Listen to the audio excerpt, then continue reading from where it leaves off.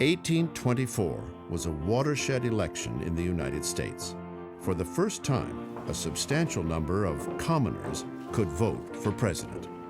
The Constitution simply says that the states shall choose electors. It didn't say how the state shall choose electors. And in most states, until the 1820s, the electors were chosen by the state legislatures. But during 1810s and 1820s, increasingly, ordinary voters get to cast their ballots for president, technically for the electors, but in effect for president.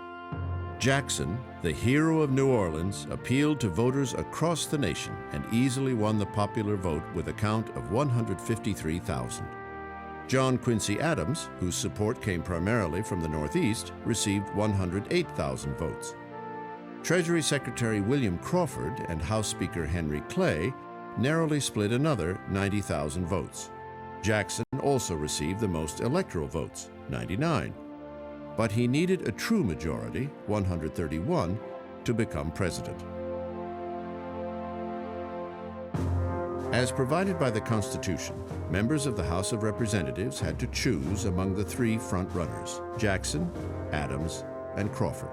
The fourth-place finisher, Henry Clay, having received 37 electoral votes, was in a powerful position to sway the election.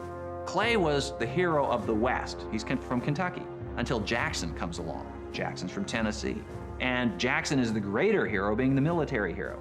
So Clay swings his support to John Quincy Adams, who carries the day, wins the presidency, becomes president, and turns around and names Henry Clay to be Secretary of State. Now, in our day and age, this might not seem like a big deal, but in those days, it was everything, because a succession of presidents before John Quincy Adams had gone from Secretary of State to President.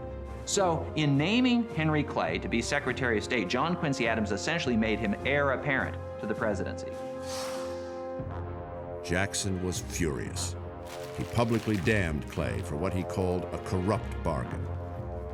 He called him Judas of the West.